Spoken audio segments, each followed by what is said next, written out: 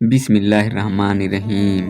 हज़रत उमर बिन हारिस रज़ियल्लाहु ताला अन्हु से रिवायत किया है कि हज़रत उमर फारूक रज़ियल्लाहु ताला अन्हु से रिवायत है कि हज़रत उमर फारूक आजम रज़ियल्लाहु ताला अन्हु जुमा का खुतबा फरमा रहे थे। यकायक आपने दरमियान में खुतबा छोड़कर 3 बार यह फरमाया, ए सारिया पहाड़ की तरफ जाओ, ए सारिया पहाड़ की तरफ जाओ, ए सारिया पहाड़ की तरफ जाओ। इस तरह हजरत सारिया रज़ियल्लाहु ताला अन्हु को पुकार कर पहाड़ की तरफ जाने का हुक्म दिया और उसके बाद फिर खुतबा शुरू फरमाया। हजरत अब्दुर्रहमान बिन औफ रज़ियल्लाहु ताला अन्हु ने बाद नमाजे हजरत उमर रज़ियल्लाहु ताला अन्हु से दरियाफ्त किया कि आप तो खुतबा फरमा रहे थे, फिर यकायक बुलंद आवाज से कहने लगे, ए सारिया पहाड़ की तरफ जाओ, तो यह क्या मामला था? हजरत उमर फारूक रज़ियल्लाहु ताला अन्हु ने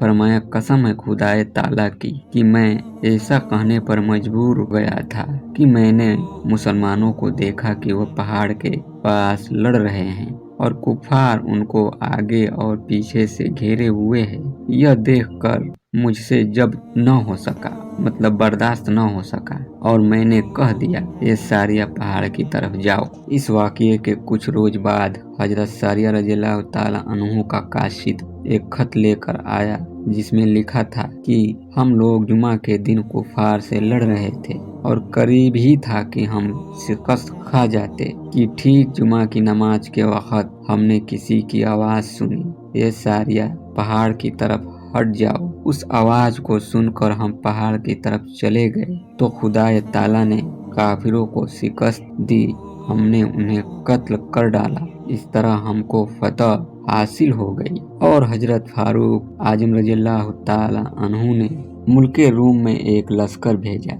उसके बाद एक दिन अचानक मदीनाए तैयबा में बुलंद आवाज से 2 मरतबा फरमाया, ए शख्स मैं तेरी पुकार पर हाजिर हूँ। कुछ दिनों बाद वह लश्कर मदीनाए तैयबा वापस आया। आपने उस लश्कर के सिपह सालार कमांडर से फरमाया कि जिस सिपाही को तुमने जबरदस्ती दरिया में उतारा था और उसने या उमराहू पुकारा था, उसका क्या वाक़या था? सिपह सालार ने अर्ज किया, मुझे अपनी फौज को दरिया के पार उतारना था, इसलिए मैंने उसको पानी की गहराई का अंदाजा करने के लिए दरिया में उतरने का हुक्म दिया था, मगर मौसम बहुत सर्द था और जोरदार हवा चल रही थी, इसलिए उसको सर्दी लग गई और उसने 2 मरतबा बुलंद आवाज से या उमराहू कहा और इंतकाल कर गया। खुदा गवाह है कि मैंने हरगिज उसको हलाक करने की